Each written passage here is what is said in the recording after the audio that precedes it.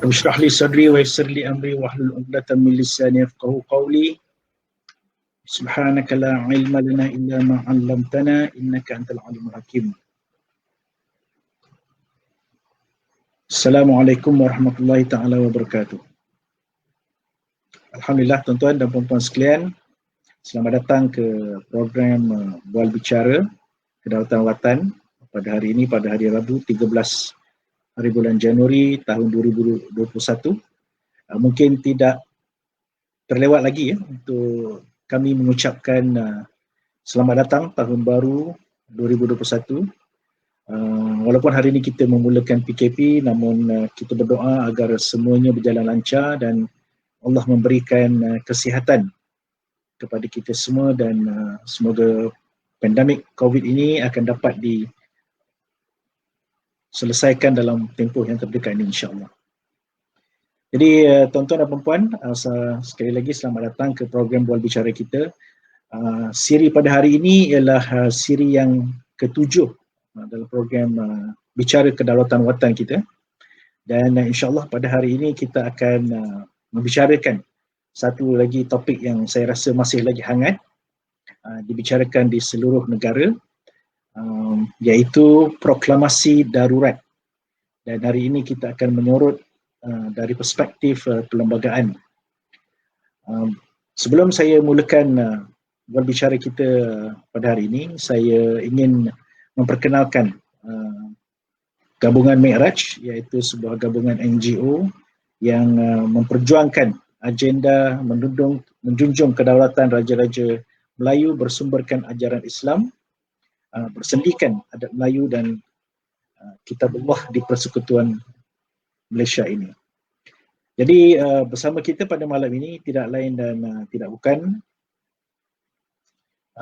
jemputan kita, iaitu Profesor Madya Datuk Dr. Wan Ahmad Fauzi bin Wan Hussein, iaitu pengarah Institut Tamadun dan Kajian Strategik Universiti Malaysia Pahang, yang juga merupakan pengasas bagi jurisprudens watan. Jadi sedikit pengenalan untuk mereka yang baru pertama kali mengikuti program Bual Bicara Kedaulatan Watan ini. Profesor Madya Datuk Wan Ahmad Fauzi ialah graduan dalam bidang undang-undang daripada Universiti Islam Antarabangsa Malaysia, dan beliau memulakan karier sebagai peguam pada tahun 1996. Beliau pernah menjawat jawatan sebagai Setiausaha Majlis Diraja Terengganu, dan beliau melengkapkan ijazah sarjana pada tahun 2014 dan seterusnya melengkapkan ijazah kedoktoran beliau pada tahun 2017 dalam tajuk Konsep Kedaulatan Watan Raja-Raja Melayu dalam Perlembagaan Persekutuan menurut Sejarah Perundangan. Jadi Datuk, ahlan wa sahlan. Selamat datang ke program Bual Bicara kita untuk yang kali ke-7 ni, Datuk. Ya, sihat, Datuk? Alhamdulillah, syukur kepada Allah. Syukur kepada Allah. Tapi nampaknya kita terpaksa berkurung. Alhamdulillah kita ada teknologi terkini untuk terus menyampaikan ilmu kepada masyarakat di luar sana, insya-Allah, Datuk. InsyaAllah. Jadi kalau Datuk ingat, kira-kira 3 bulan lalu kita ada buat program Bual Bicara kita, membicarakan juga tentang darurat dari segi prerogatif yang di-Pertuan Agong. Dalam konteks pada waktu itu, proklamasi darurat yang diajukan oleh Yang Amat Berhormat Perdana Menteri telah tidak mendapat perkenan daripada baginda untuk dilaksanakan. Jadi sekarang ini kita baru mendapat titah daripada Yang di-Pertuan Agong untuk melaksanakan proklamasi darurat di dalam negara kita akibat daripada pandemik COVID-19. Jadi banyak isu yang dipersoalkan di luar sana, Datuk, berkenaan dengan proklamasi darurat ni. Jadi malam ni kita akan menyentuh beberapa persoalan. Mungkin kita akan bersiaran sekitar 40 minit sehingga sejam untuk membicarakan beberapa isu. Jadi kalau Datuk dah bersedia, mungkin saya akan mengajukan soalan kepada Datuk untuk Datuk sentuh. Okey, Datuk? Ya, insya-Allah. Okey, yang pertama, Datuk, kita melihat dari segi konteks proklamasi darurat. Jadi kalau Datuk soroti proklamasi atau permohonan yang amat berhormat Perdana Menteri untuk Oktober lalu dalam konteks itu ialah pada waktu bajet 2021 hendak dibentangkan ke dalam parlimen. Jadi ada kerisauan benda itu tidak dapat berjalan lancar dan menghalang perjalanan kerajaan. Jadi mungkin Yang Amat Berhormat mengajukan permohonan untuk proklamasi darurat. Namun baginda tidak memperkenankan. Cuma sekarang ini kita melihat bahawa pandemik sudah mencapai tahap jangkitan 3,000 orang sehari. Sekali lagi Yang Amat Berhormat Perdana Menteri mengajukan dan pada kali ini Seri Paduka Baginda memperkenankan. Jadi mungkin Datuk boleh melihat konteks dari segi perlembagaan.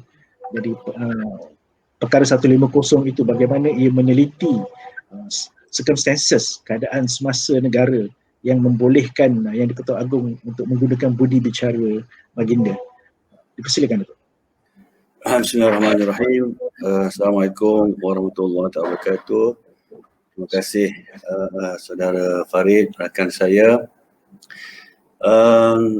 Satu perkara yang perlu kita hargai bahawa apabila kali ini Ketua Duli Yang Maha Mulia Seri Paduka Baginda Yang Teragung memperkenankan darurat, pemasyuran darurat, itu menunjukkan bahawa Ketua Duli telah berpuas hati yang wujudnya sama ada 3 aspek yang boleh mengundang bahaya besar atau bahaya besar itu telah terjadi, 3 aspek tadi, ataupun salah satu dari 3 aspek, iaitu keselamatan, kehidupan ekonomi atau keteraman dalam negara.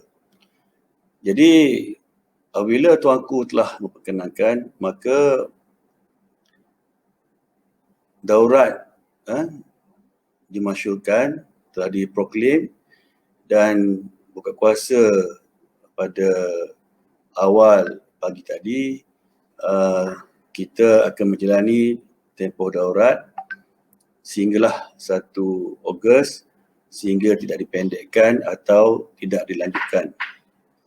Kita perlu faham bahawa untuk mencapai satu kepuasan hati baginda, pastinya baginda telah meneliti banyak perkara, banyak sudut. Dan jika sekiranya pada peringkat yang pertama, Seri Paduka Baginda Yang Teragung tidak memperkenankan, kita dapat lihat bahawa Seri Paduka Baginda melaksanakan budi bicara prerogatif dengan begitu berhati-hati. Walaupun ketika itu Parlimen akan bahaskan belanjawan yang amat penting sekali. Baginda tidak simply memperkenankan kerana kita percaya baginda berpandangan pada hemat baginda bahawa undang-undang sedia ada dapat mengatasi, dapat menangani isu-isu yang berbangkit. Justru daurat tidak diperkenankan.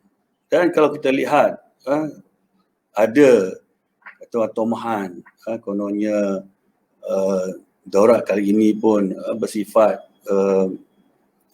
kata orang bagi tujuan politik, nak selamatkan dari segi politik. Keadaan yang lepas lagi memerlukan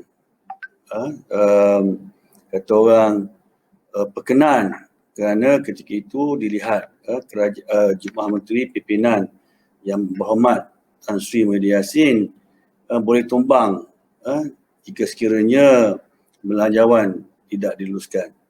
Namun begitu baginda tidak memperkenankan, tetapi kali ini baginda memperkenankan.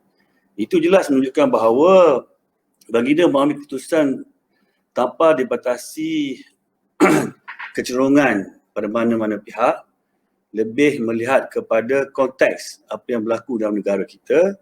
Dan setelah berlaku suatu tempoh yang agak panjang, Tuanku berpuas hati bahawa undang-undang sedia ada, prosedur sedia ada, tidak dapat menangani penularan wabak COVID-19. Dan kita dapat lihat melalui kenyataan Istana Negara, Baduli menimbangkan menerima menghadap bukan saja Yang Amat Berhormat Perdana Menteri, malah Ahli Majlis Keselamatan Negara, terdiri daripada Tan Sri Ketua Setiausaha Negara, Panglima Angkatan Tentera, Peguam Negara, Ketua Pengarah Kesihatan, dan kita dimaklumkan bahawa keperluan darurat kali ini meliputi keperluan untuk menggunakan kemudahan private, kerana kemudahan kesihatan yang disediakan oleh kerajaan tidak mampu lagi menangani untuk menyediakan kati yang cukup. Frontliner kita pun sudah kepenatan, maka keperluan untuk berurusan dengan pihak swasta. Dan banyak lagi tindak-tindakan yang perlu dilaksanakan yang jika sekiranya menggunakan kaedah sedia ada, sama ada dari segi peruntukan undang-undang ataupun rundingan biasa, tidak mungkin dapat menangani penularan yang dilihat kenaikan yang agak ketara akhir-akhir ini. Jadi dalam konteks ini kita perlu fahami bahawa Sri Paduka Baginda Datuk Agong mengambil pendekatan yang berhati-hati supaya tidak dipandang bahawa Keluar Duli cenderung kepada mana-mana pihak. Berhubung dengan apa yang dikatakan politis, untuk menjaga politis, kita tak dapat nafikan bahawa pemerintahan negara itu politik. Dan Yang Agung itu sebahagian daripada sistem pemerintahan politik yang berada di negara kita, dan Yang Agung merupakan di puncak, di mana daripada Yang Agung sebagai wakil Majlis Raja-Raja, di situ mempunyai cabang kuasa yang terbahagi pada kerangka besarnya kepada 3, eksekutif, legislatif dan juga kehakiman. Dan kalau kita lihat dan kita perlu fahami, kehakiman dari segi eksekutif, dari segi perundangan, di sana, di bawah sana mempunyai banyak lagi cabang-cabang. Jadi apabila kita melihat struktur negara kita, Sri Paduka Baginda Datuk Agong bukan sahaja melihat pada aspek keperluan untuk menangani isu-isu kesihatan, tapi aspek lain, implikasi daripada COVID yang menyentuh kesejahteraan rakyat dari sudut ekonomi, ketenteraman dan banyak aspek lagi. Walaupun dari segi sudut politik sekalipun, di mana kita lihat seolah-olah berlaku perebutan, tiada kesatuan di antara pemimpin politik untuk duduk semeja dan bincang. Dan pastinya tidak boleh memberi jari pada mana pihak. Masing-masing punya alasan tersendiri untuk bersikap sedemikian. Tapi akhirnya keadaan ini mengundang kepada keadaan yang mendatangkan kerisauan kepada rakyat, dan juga kita lihat pemulihan yang ingin dilaksanakan seringkali didominasikan oleh isu-isu. Seolah-olah kita lihat negara kita ini masih berada dalam keadaan biasa. Suasana masih suasana biasa.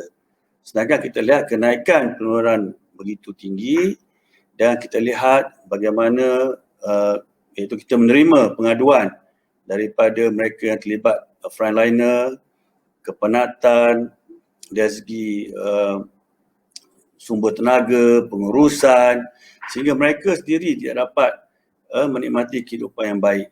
Dalam masa itu kita lihat vaksin walaupun diwawarkan, tapi masih belum kata orang sedia ada untuk rakyat negara kita. Dan keadaan inilah saya percaya Sri Paduka Baginda Datuk Agong telah mengamati, memperhalusi, dan baginda bukan sahaja bertindak bersendirian, baginda merujuk kepada Majlis Raja-Raja setelah menerima maklumat daripada Majlis Keselamatan Negara, daripada Jumlah Menteri. Akhirnya baginda telah memperkenalkan darurat, diisytiharkan di bawah perkara 150, perkara 150, fasa 1 Perlembagaan Persekutuan.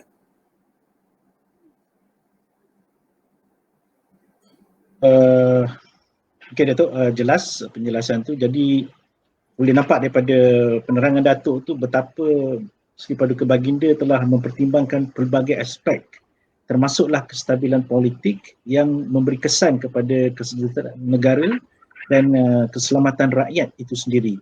Dan Baginda sebagai ketua negara pastinya telah mempertimbangkan input daripada pelbagai pihak sebelum membuat satu keputusan yang begini besar. Jadi terima kasih Datuk di atas penjelasan itu. Seterusnya saya ingin menyentuh berkenaan dengan titah Sri Paduka Baginda yang ada juga menyentuh pembentukan satu jawatan kuasa bebas, yang mana proklamasi darurat ini akan berlangsung sehingga 1 Ogos. Namun sekiranya jawatan kuasa bebas yang terdiri pada ahli politik kerajaan, pembangkang, pakar-pakar kesihatan menasihati Baginda untuk menamatkannya untuk tempoh yang lebih awal, maknanya itu boleh dilakukan oleh jawatan kuasa ini. Jadi mungkin Datuk ada sedikit pandangan dari segi perspektif perlembagaan bagaimana kedudukan jawatan kuasa ini, dan saya rasa mungkin tidak ada secara khusus, tapi ia telah dititahkan oleh Sri Paduka Baginda. Jadi apa agaknya kedudukan jawatan kuasa ini dari segi perlembagaan dan bidang kuasa ini? Dipersilakan Datuk. Ya. Kalau kita lihat daripada kenyataan Datuk Pengelola Berjaya Diraja Istana Negara, jawatan kuasa bebas itu merupakan cadangan daripada pihak kerajaan, peduli mengampuni berkenan penubuhan jawatan kuasa bebas untuk menimbangkan keadaan status yang ada, sama ada darurat itu boleh dipendekkan tempohnya atau dilanjutkan. Kita perlu melihat dari sudut sumber kuasa, ya. Dalam keadaan sekarang ini, apabila diisytiharkan darurat sendiri merupakan kuasa di bawah prerogatif Sri Paduka Baginda yang di-Pertuan Agong. Kalau kita lihat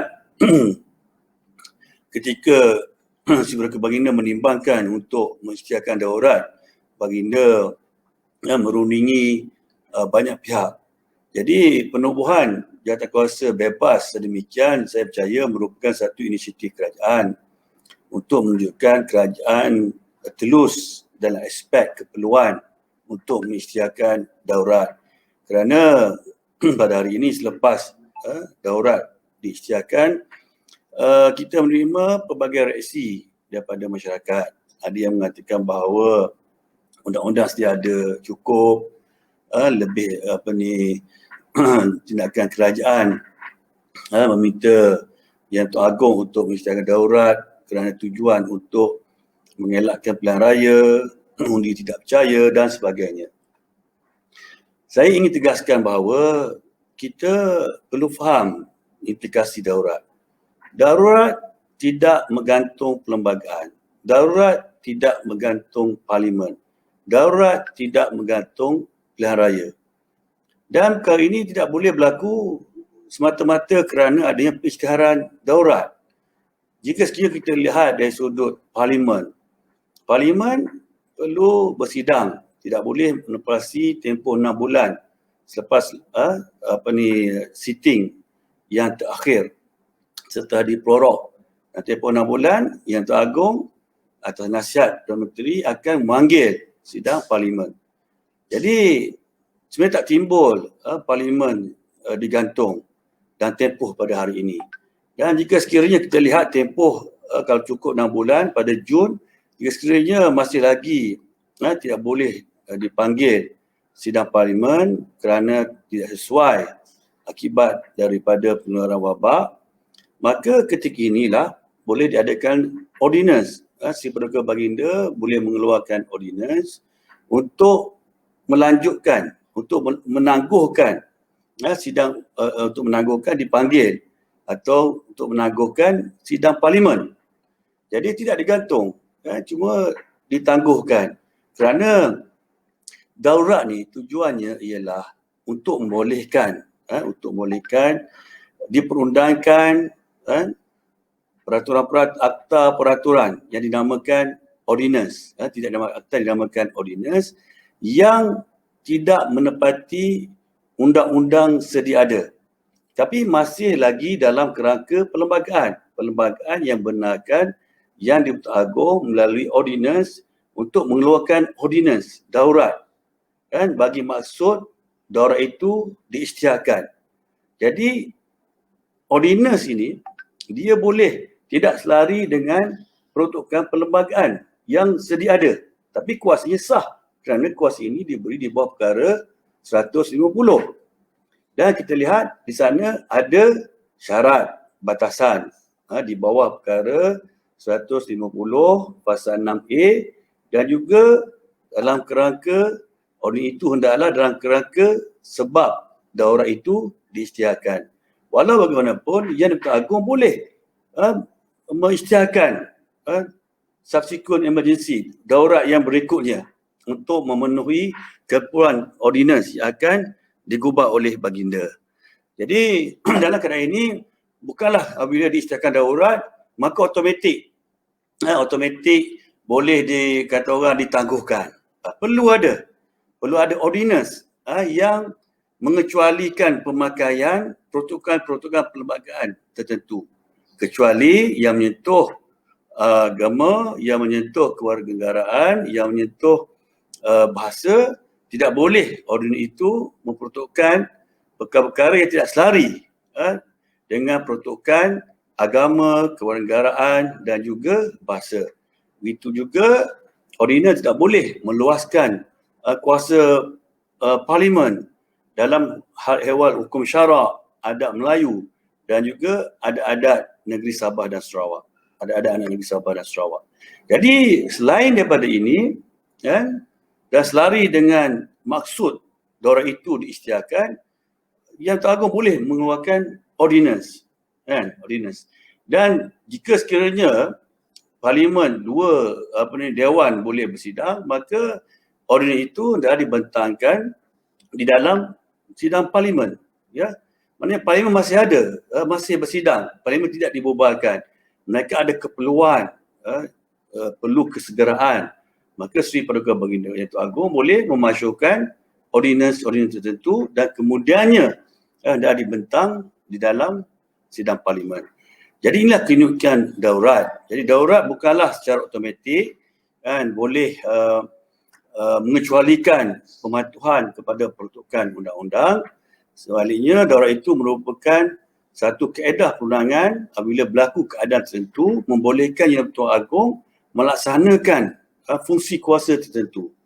Dan perundangan tersebut boleh meluaskan kuasa negeri ataupun meluaskan kuasa parlimen, mengadakan peruntukan-peruntukan tidak selari dengan peruntukan-peruntukan perlembagaan selagi tidak bercanggah dengan batasan-batasan yang saya nyatakan tadi. Dan itulah yang membezakan antara peruntukan-peruntukan sedemikian dinamakan sebagai ordinance, tidak dinamakan sebagai akta.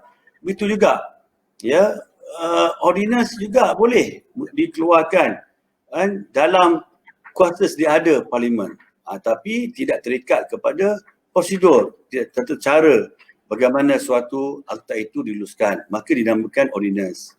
Kenapa kita ada akta, kenapa kita ada ordinance? Kerana ordinance ini apabila dia dibentangkan, dibatalkan, dia boleh dibatalkan di parlimen, ataupun jika sekiranya satu resolusi oleh Dewan untuk menamatkan daurat, maka dia akan lapse, akan lupus setelah berlangsungnya tempoh waktu 6 bulan.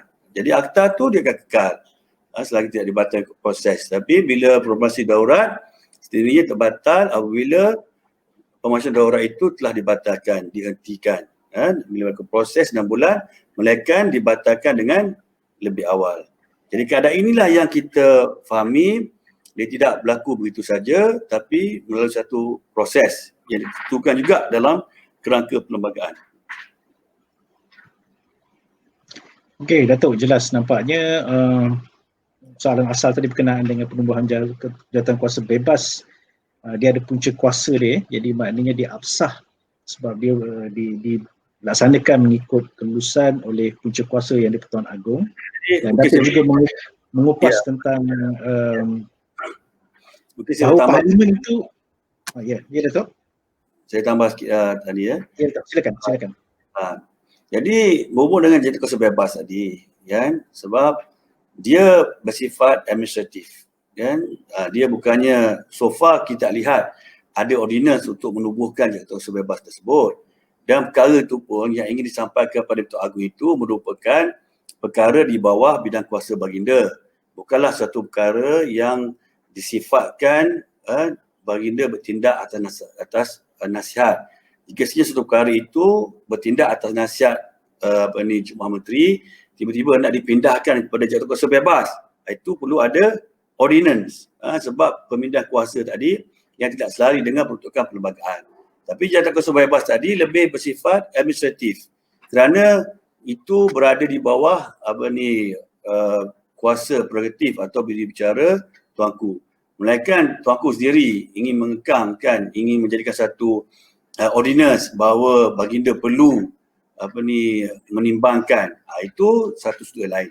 Tapi dalam keadaan sekarang ni, jatuh kuasa bebas itu kalau lihat daripada kenyataan Datuk Mula Berjaya Diraja merupakan inisiatif kerajaan untuk memberi pandangan kepada si Paduka Pemerintah Agung terdiri daripada pemimpin pembangkang, kan, untuk memberi satu kata orang persepsi yang baik bahawa kerajaan tidak sewenang-wenangnya mengisytiharkan daurat demi kepentingan kerajaan pada hari ini, tetapi kan jatuh kuasa bebas yang boleh memberi pandangan bukan sahaja dalam konteks Jemaah Menteri dan pegawai kerajaan. Sebenarnya pemimpin parti politik lain juga boleh memberi pandangan untuk menamatkan tempoh daurat lebih awal atau melanjutkan. Ini saya lihat satu inisiatif daripada kerajaan untuk kata orang menepikan dawan ataupun prasangka bahawa kerajaan tidak jujur dalam menyampaikan pandangan dan meminta si Paduka Baginda untuk mengisytiharkan daurat. Okey Datuk, jelas penjelasan berkenaan dengan jawatan kuasa bebas tadi. Nanti kita sentuh sikit berkenaan dengan fungsi parlimen dalam tempoh darurat ini Datuk. Cuma tadi Datuk sebut tentang Jemaah Menteri dan sebagainya, dan kita tahu bahawa kuasa pentadbiran memang terletak di bawah Kabinet Jemaah Menteri yang dilantik oleh Seri Paduka Baginda. Dalam proklamasi darurat perkara 150 tidak disebut secara khusus di manakah kuasa eksekutif itu terletak dalam sepanjang tempoh darurat, kecuali yang kita dengar daripada Datuk tadi iaitu penggubalan ordinance. Jadi mungkin Datuk boleh terangkan, sebab ada beberapa kekeliruan. Ada yang mengatakan bahawa sekarang ini Yang Amat Berhormat Perdana Menteri memiliki kuasa penuh, boleh buat pembelian tanpa check and balance. Ada pula yang kata sekarang ini semua kuasa dipusatkan kepada Yang di-Pertuan Agong. Jadi banyak persepsi dalam masyarakat yang saya rasa kita pun tidak tahu dia punya reference. Jadi mungkin Datuk yang pakar dalam bidang ini mungkin boleh memberi penerangan sedikit bagaimana agaknya kuasa eksekutif untuk dilaksanakan dalam sepanjang tempoh darurat ini. Silakan Datuk. Sebenarnya perkara 150 jelas ada memperuntukkan tentang kuasa eksekutif persekutuan masih kekal dan boleh dilaksanakan dalam to the extent dalam bidang kuasa negeri jika peruntukan. Kita lihat dalam perkara 150 fasa 4 memperuntukkan semasa proklamasi daurat pokok kuasa eksekutif persekutuan hendaklah walau apa-apa jua dalam pelbagai ini meliputi apa-apa perkara dalam kuasa perundangan suatu negeri dan pemberian arahan kepada kerajaan suatu negeri atau kepada mana-mana pegawai atau pihak berkuasa negeri itu. Tadi saya jelaskan, kita kena faham konteks daurat. Daurat ni dia tidak mengubahkan sistem politik itu automatik, macam tiba-tiba daurat dah berubah habis. Dia tidak begitu. Daurat ni sistem yang ada dikekal, melainkan melalui ordinance. Melalui ordinance diadakan pengecualian pemakaian dengan kuasa yang diberikan di bawah perkara 150. Selagi tidak diubah, selagi tidak ada ordinance yang membenarkan perjalanan kuasa, penggubalan suatu undang-undang untuk beri kuasa kepada pihak-pihak tertentu, maka peruntukan sedia ada masih terpakai, masih dikuatkuasakan. Itu kita kena faham. Apatah lagi dalam keadaan ketika ini, parlimen tidak dibubar. Melainkan parlimen pun dibubar dan berlaku darurat. Kalau keadaan demikian berlaku, aplikasi dia lain. Kerana apabila Parlimen terbubar, maka Kabinet pun secara automatik, Jumlah Menteri pun terbubar sama. Jadi Yang Tuan Agong dengan kuasa darurat boleh memberikan fungsi kuasa. Tuan-tuanku boleh memasyurkan ordinans tertentu untuk menjelaskan pelaksanaan fungsi kuasa. Dalam keadaan hari ini, meskipun darurat berlaku, tapi Jumlah Menteri masih ada. Parlimen masih ada. Semua berjalan dengan biasa. Melainkan, saya sebut tadi, ada ordinans untuk mengecualikan suatu pemakaian lain daripada peruntukan sedia ada. Ini yang kita kena fahami. Begitu juga sebenarnya dalam keadaan hari ini. Kita masih ada Parlimen masih bersidang. Dan jika sekiranya Kebahaduli daripada Perintah Agong ingin menggubal ordinans dan tidak ada keperluan segera, boleh dipanggil Parlimen bersidang. Tak ada masalah. Tak ada isu sebenarnya. Tidak perlu digembur-gemburkan bahawa ada masalah. Dan isu hari ini, maaflah saya cuba mencelah concern saya tentang apa yang diperbahaskan pada hari ini, kerisauan. Kita nak address isu kerisauan rakyat tentang darurat ni supaya kita tak salah faham. Dikatakan dipolitikkan. Sebenarnya tidak berlaku sedemikian. Dan pada hari ini pun jika sekiranya ada kata orang berlaku undi tak percaya melalui kaedah-kaedah di luar Parlimen, dia boleh berlaku dan Sri Paduka Baginda boleh menimbangkan. Melainkan ada ordinance yang menjelaskan kaedah mana, ataupun ordinance keluar tidak boleh kata orang dibentangkan di Parlimen undi tak percaya. Itu berbeza. Tapi kita kena tengok pula bahawa pada hari ini Parlimen masih ada, Parlimen boleh bersidang dan ordinance itu boleh diluluskan tanpa mengikut kaedah, tidak memerlukan undi majoriti, tidak mengikut cara. Dan kalau kita lihat dalam perkara 150 fasa 9, kaedah bagaimana dua-dua dewan bersidang pun bila berhimpun tidak semestinya berlaku dalam proses biasa. Ada pengecualian. Sebab kita lihat undang-undang darurat ni dahulunya pemakaiannya apabila berlaku peperangan. Tapi peruntukannya begitu luas. Tidak semestinya berlaku peperangan saja. Dan hari ini bukan kerana berlaku peperangan. Keadaan sekarang pun tidak seperti peperangan. Bukan peperangan. Jadi kerisauan untuk berhimpun pun kita lihat tidak wajar dijadikan satu isu kerana ada mekanisme, ada tata cara. Kerajaan boleh melalui ordinans menasihati Yang Dipertuan Agong, menyembahkan Dipertuan Agong untuk menggubalkan tata cara persidangan Parlimen secara online. Boleh melalui ordinans, ordinans darurat dibuat satu ordinans persidangan Parlimen di luar daripada norma biasa supaya sekurang-kurangnya Parlimen boleh bersidang dalam tempoh darurat dan tidak membahaya kepada keselamatan kesihatan para pemimpin kita. Tak ada masalah. Okey, jelas tu Datuk. Ini satu paradigm lah sebab saya rasa semenjak isu darurat ni timbul dalam masyarakat, memang gambaran dalam fikiran masyarakat tu keadaan sudah menjadi satu yang ala-ala macam darurat ketenteraan lah, banyak benda tak boleh buat dan sebagainya. Tapi bila Datuk menerangkan tadi, kita nampak bahawa Parlimen masih lagi boleh bersidang, kedua-dua dewan boleh bersidang, Jemaah Menteri masih wujud, perkara berjalan seperti biasa. Jadi itu saya rasa sesuatu yang sangat signifikan untuk difahami oleh masyarakat di luar sana lah. Apa sebenarnya dalam keadaan darurat ni, bahawa segalanya masih lagi berfungsi seperti biasa. Jadi terima kasih Datuk di atas penjelasan tersebut. Perkara seterusnya yang saya ingin kemukakan kepada Datuk, Datuk ada banyak menyebut tentang ordinance. Jadi kuasa Yang Dipertuan Agong untuk membuat ordinance.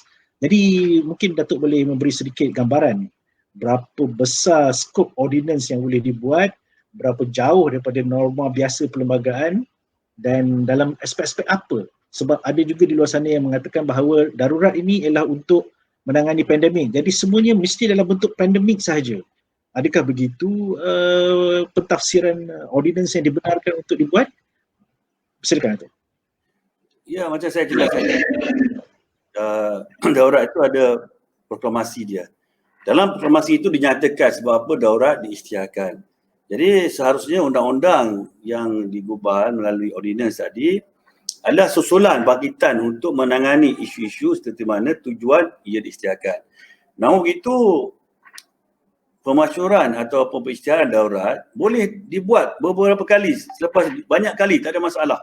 Boleh dibuat kan untuk memastikan bahawa ordinans dikeluarkan itu selari dengan tujuan daurat dibuat. Jadi Yang Teragung mempunyai kuasa setelah diminta oleh kerajaan, kan? Diminta oleh kerajaan, diminta oleh pihak-pihak berbawa kerana timbul keadaan yang tertentu.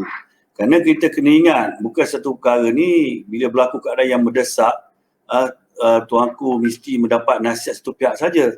Tapi kita kena ingat Yang Teragung ni dia mempunyai tanggungjawab. Baginda bersumpah dengan nama Allah wabillahi wa ta'allah. Wallahi wabillahi wa ta'allahi, untuk jaga keadilan, keteraman dalam negeri. Jadi isu-isu ni dilihat secara bersama tanggungjawab si Paduka Baginda Yang Teragung. Bukan disebabkan oleh kerana tuanku nak menuruti kata kehendak kepentingan tertentu, maka tuanku bertindak sedemikian. Tuanku punya tanggungjawab di sisi perlembagaan, tanggungjawab sebagai raja pemerintah untuk memastikan kesejahteraan rakyat. Jadi berhubung dengan ordinans tadi, tujuan dia selari dengan sebab. Kalau ada ordinans lain, maka kerajaan boleh minta Yang Teragung untuk membuat proklamasi lain supaya ordinans berkaitan boleh dikeluarkan.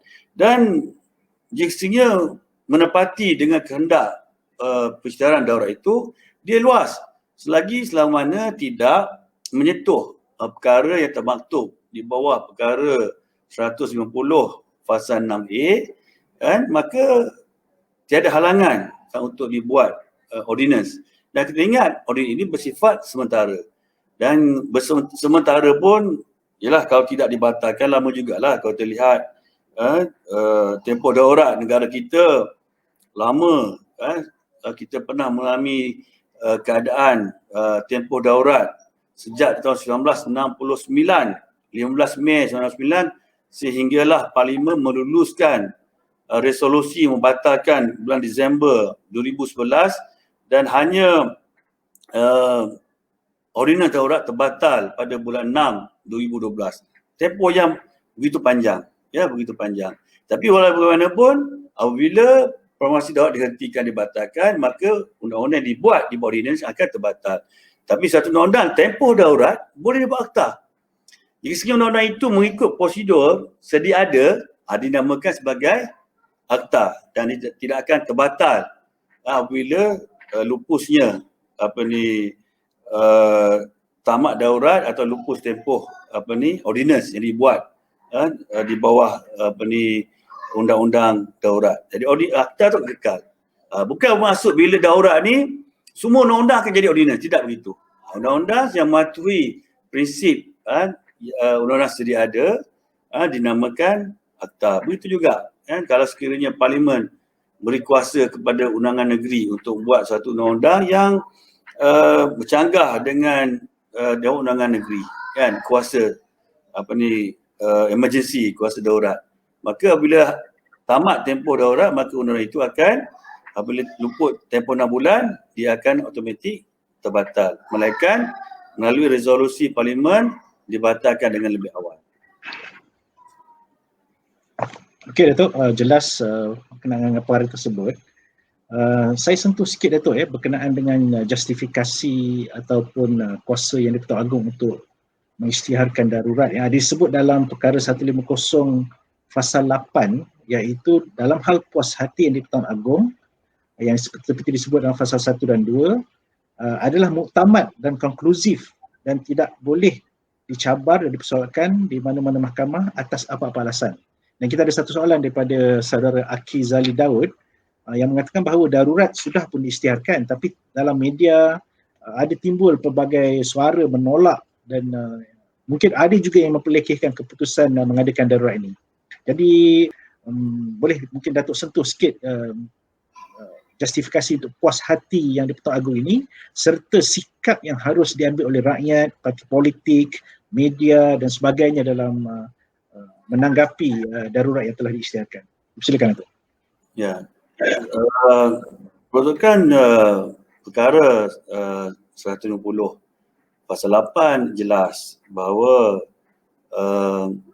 apabila si Perdana Baginda berpuas hati si Perdana Baginda tidak boleh dicabar, tidak boleh kata dipersoalkan di mahkamah atau di mana-mana prosiding. Hatta undang-undang yang dibuat, ordinance dibuat di bawah fasa 2A pun tidak boleh dicabar. Jadi sepatutnya masyarakat tidak lagi menimbulkan sama ada mereka setuju tak setuju. Itu bukan kuasa rakyat, itu kuasa diberikan kepada Yang Tuan Agong setelah Baginda berpuas hati. Tapi sebaliknya yang perlu kita sendiri sebagai warga negara dan pihak-pihak yang berkenaan seharusnya perlu memberikan kefahaman sebenar tentang darurat supaya rakyat tidak panik. Apa itu darurat? Macam saya jelas tadi. Kita berada tempoh darurat daripada tahun 1969 sehingga 2012. Begitu lama. Dan negara kita membangun, tak ada masalah. Pilihan raya boleh diadakan, parlimen bersidang dan sebagainya. Dan kehidupan, saya rasa barangkali dalam tempoh demikian, jika dibandingkan selepas tempoh dibatalkan darurat, barangkali tempoh darurat itu lebih baik daripada tempoh selepasnya. Jadi apa yang penting adalah pendidikan tentang darurat ni. Perlu diberi kefahaman kepada rakyat.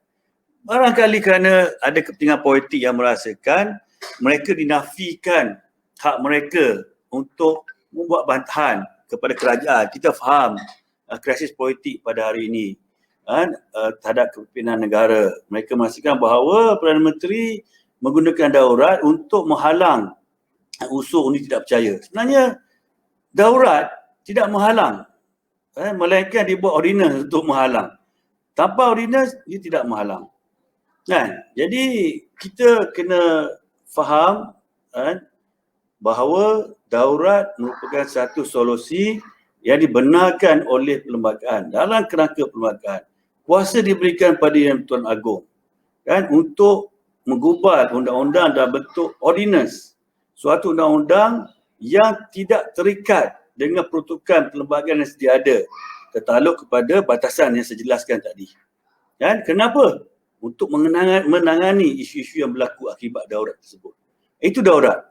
Jadi kalau yang tidak dipinda, tidak disentuh, kekallah keadaan sedia ada. Mahkamah hanya kuasa-kuasa pentadbiran seperti biasa dan sebagainya. Kita tengok macam katakan isu hari ini MCO sekalipun, dia tak tersentuh. Melainkan diadakan. Kalau Akta Pencegahan Penyakit tak boleh mengadakan suatu perkara, maka boleh diadakan ordinance untuk mengenai isu tertentu. Jadi akhirnya kefahaman perlu diberikan. Kita faham ada pihak tak setuju kerana merasakan mereka dihalang untuk menyatakan protes mereka. Sebenarnya perkara itu setakat ni saya tak lihat lagi ada ordinance kerajaan menasihati yang menyembah pada Tuanku Agong untuk melakukan darurat ordinance untuk menghalang mana-mana pihak. Tapi apa berlaku saya lihat ialah si Perdana Baginda Tuan Agong perkenalkan darurat supaya tumpuan dapat diberikan. Diberikan kepada kerajaan untuk memfokuskan tindakan bersepadu, tindakan kata orang untuk kita sekarang menghadapi dengan banjir lagi, dengan darurat lagi, keperluan kita nak distribute, nak agihkan dari segi petugas-petugas. Bagaimana kemungkinan perlukan kerjasama daripada Angkatan Tentera Malaysia untuk sama-sama digerakkan untuk mengawas padan dan sebagainya. Untuk mendapat kerjasama swasta secara arahan kerana kelemahan, kekurangan yang ada di sektor kerajaan. Jadi itu niat sebenar yang kita lihat daripada titah tuanku. Dan saya percaya jika sekiranya keadaan sesuai untuk diadakan pilihan raya dan ketika itu masih ada protes terhadap Perdana Menteri, tak ada masalah untuk perkara ini dibawa dan si Perdana Baginda boleh ditimbangkan dan barangkali even pilihan raya selepas tempoh darurat pun boleh diadakan. Jika itu selamat, jika keadaan itu selamat untuk diadakan pilihan raya. Jadi ingin saya tegaskan bahawa Daurat yang berlaku setakat ordinance yang kita lihat ni tak nampak lagi. Yang kita nampak adalah perisytiharaan daurat, dan tiada lagi yang kita kata tak nak buat parlimen tu hanya kenyataan daripada Perdana Menteri. Tak ada ordinance pun. Dan sebenarnya pun tempoh parlimen untuk ditangguhkan persidangan tu masih boleh lagi sampai bulan 6. Kan, tak perlu undang-undang daurat pun. Sampai bulan 6 ni tak perlu undang-undang daurat. Nak lebih daripada bulan 6, baru kena ordinance untuk menangguhkan persidangan parlimen. Berhubung dengan pilihan raya pula, masih ada tempoh lagi, tak perlu buat pilihan raya, ada 2 tahun lagi. Tak perlu ada undang-undang pun. Kalau parlimen tak dibubarkan, maka tak perlu ada pilihan raya. Kalau dibubarkan parlimen, ada yang dah masa 60 hari. Jadi untuk menangguhkan parlimen tu perlu ada undang-undang daurat, ordinance yang memberi kuasa penangguhan lebih panjang daripada 60 hari tadi. Itu yang kita perlu fahami. Alhamdulillah Datuk, jelas tu. Perkara menarik yang Datuk sentuh tu berkenaan dengan darurat tahun 1969 berlanjutan sehingga 2012 dan kehidupan rakyat dalam tempoh tu. Saya rasa pilihan raya sudah berlaku mungkin berapa rasanya lebih daripada 10 kot dalam tempoh yang lebih panjang. So 70 mungkin lah 70 lebih kurang lah. Tapi panjang lah, sangat panjang, dan hidup rakyat berjalan seperti biasa. Saya rasa tidak ada berlaku pelanggaran hak asasi manusia atau hak-hak rakyat di bawah perlembagaan dianiaya. Jadi ketakutan yang ditimbulkan dalam media yang mengatakan bahawa darurat ni habislah semua, tak boleh, hak politik tak boleh, parlimen digantung. Jadi yang amat berhormat Perdana Menteri boleh buat pembelian tanpa check and balance. Saya rasa itu semua mungkin satu gembar-gembur yang tidak betul lah dan harus diperbetulkan dalam masyarakat. Jadi alhamdulillah Datuk, saya rasa itu saja. Kita memang sekitar 40 minit ke sejam. Cuma sebelum sepanjang lagi ni sebenarnya mungkin kita akan buat lagi siri-siri bila ada perkembangan-perkembangan terkini. Mungkin selepas ordinance dikeluarkan, Datuk mungkin ada sedikit komen yang mungkin boleh diutarakan. Jadi sebelum kita berpisah, saya minta Datuk mungkin buat overall komen untuk isu darurat pada malam ini. Silakan Datuk. Saya menyuruh kepada rakyat Malaysia supaya bertenang, termasuklah para pemimpin politik bertenang, dan keadaan darurat ni sebolehnya ditupukan, kan? Dan perlu difahami tiada sekatan pun jika sekiranya undi tidak percaya ingin diteruskan di luar parlimen lah. Di parlimen tak boleh bersidang, tak boleh, melainkan parlimen dipanggil bersidang. Dan so far tidak ada ordinance pun untuk melanjutkan supaya parlimen tidak boleh bersidang lebih dari tempoh 6 bulan. Jadi saya menyuruh supaya kita bertenang. Daurat ini bukanlah satu peristiharan negara kita diserang oleh musuh, diserang oleh Raja Wali ke Garuda ke, tak ada, kan? Tapi kita diserang oleh virus. Itu yang kerajaan kita nak suruh berhati-hati, kan? Supaya kita dapat tumpu dari segi pergerakan untuk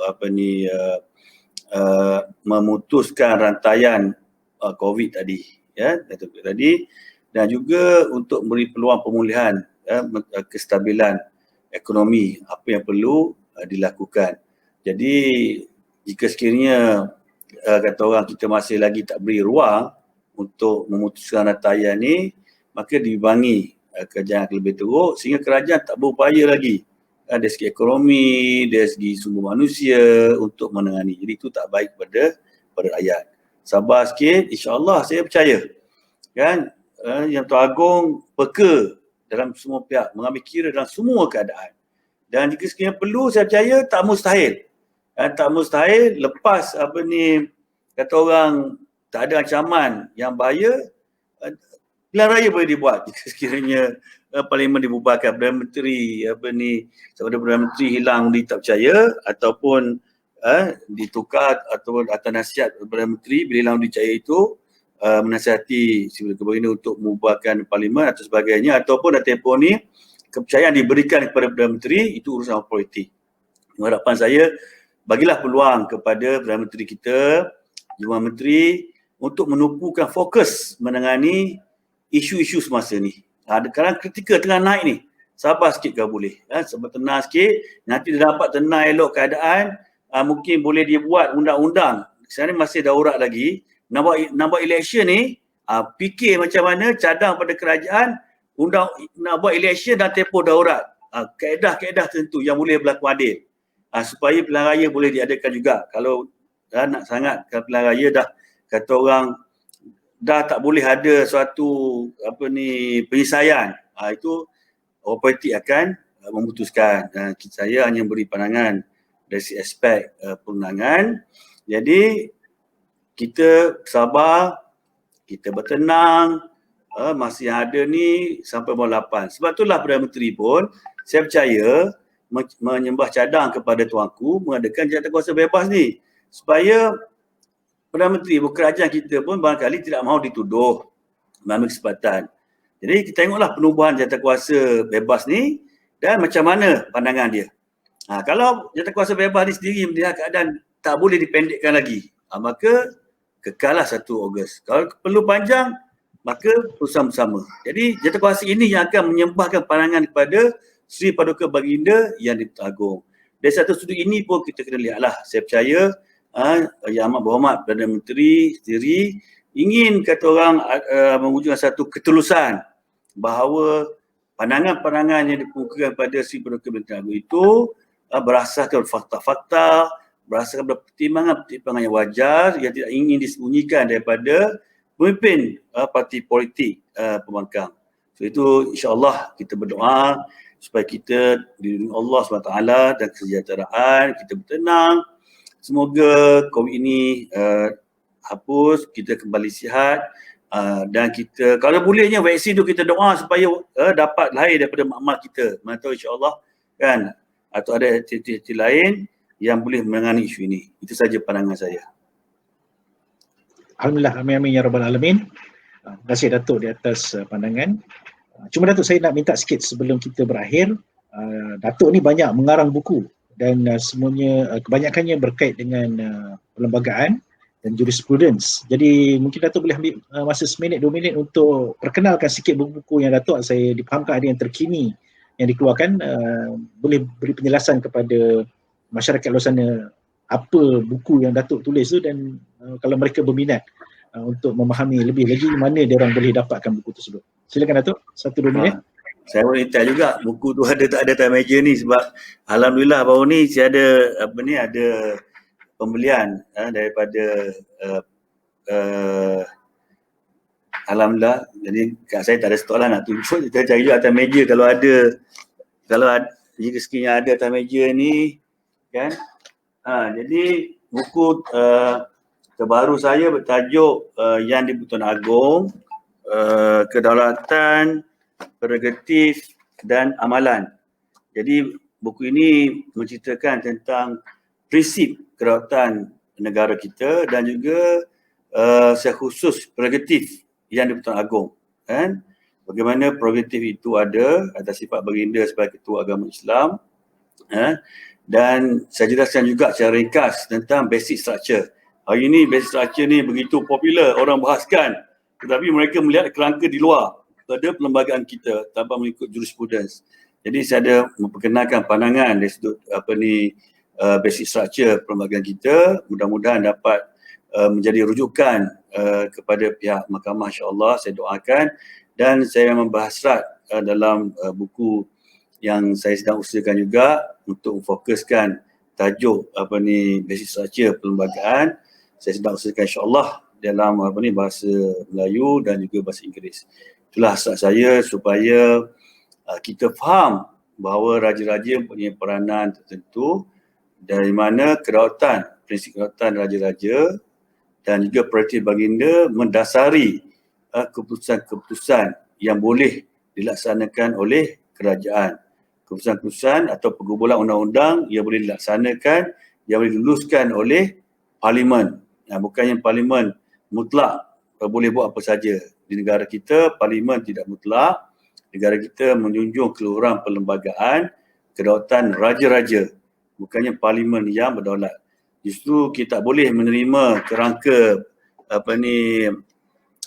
basic structure yang berasaskan kepada parlimen kononnya yang dibawa dari barat.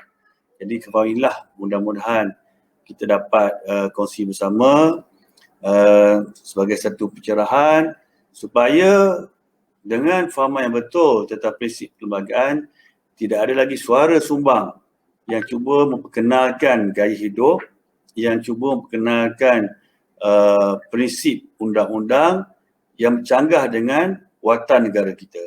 Jadi inilah bidang kajian ataupun ilmu epistemologi yang dilahirkan oleh jurispruden watan dengan niat untuk mengembalikan kita kepada watan kita, dengan watan kita, kerana sebagai rakyat watan yang majoritinya beragama Islam, yang Islam telah teguh menjadi law of the land, undang-undang watan di negara kita, dan syarat-syarat pemakaian undang-undang Inggeris, common law dan kaedah equity yang tidak terbuka luas, yang tertaluk kepada peruntukan-peruntukan tertentu, syarat-syarat tertentu, maka akan menjadi asas kepada pegangan rakyat Malaysia, rakyat negara kita, insya-Allah.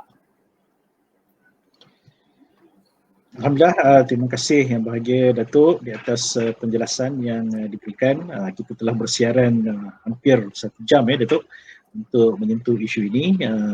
Bagi pihak Gabungan Mi'raj, kami mengucapkan jutaan terima kasih kepada Profesor Madya Datuk Dr. Wan Ahmad Fauzi di atas perkongsian pada malam ini. Terima kasih. InsyaAllah kita akan lanjutkan lagi dengan program-program berbicara yang akan datang. Terima kasih Datuk. Yes. Okey, tuan-tuan, demikian tadi perbincangan kita dengan Profesor Madya Datuk Dr. Wan Ahmad Fauzi Wan Hussein, Pengarah Institut Tamadun dan Kajian Strategik Universiti Malaysia Pahang, dan juga pengasas untuk jurisprudens watan. Jadi terima kasih diucapkan kepada tuan-tuan dan puan yang bersama dengan kami pada sesi pada kali ini. Cuma sebelum saya berundur, saya tunjuk sedikit buku yang telah dikeluarkan oleh Datuk. Ini buku Raja-Raja Melayu, Jurisprudence, Governance dan Prinsip Perlembagaan Persekutuan. Ini pada pandangan saya karya agung Datuk lah, sebab ini merupakan hasil daripada kajian kedoktoran beliau, dan tesis beliau mendapat anugerah tesis terbaik tahun, saya tak ingat tahun bila, tapi tesis yang terbaik. Jadi ini kalau nak memahami konteks kedaulatan watan, inilah bukunya. Saya rasa boleh didapati di pasaran, dikeluarkan oleh Abad Sinergi Sdn Bhd. Okey. Kalau misalnya buku ini terlalu berat, ada satu lagi buku yang Datuk keluarkan.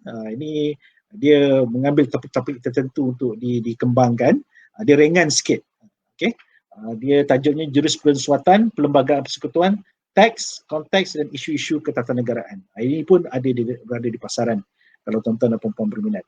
Jadi terima kasih diucapkan sekali lagi kepada tuan-tuan dan puan. Semoga kita dapat bertemu lagi dalam sesi bual bicara yang seterusnya. Semoga mendapat sokongan. Jangan lupa share link ini dengan di dalam FB tuan-tuan dan puan-puan supaya dia dapat disebarluaskan, sebab semakin ramai rakyat Malaysia memahami keadaan sebenar yang terkandung di dalam perlembagaan, maknanya semakin ramai, semakin banyak kekeliruan yang ada dalam masyarakat ini dapat kita atasi dan negara kita dapat berjalan dengan baik, dengan lancar dan tidak berlaku sebarang gangguan. Dengan itu saya tutup dulu majlis kita pada hari ini dengan bacaan tasbih kifarah surah Al-As.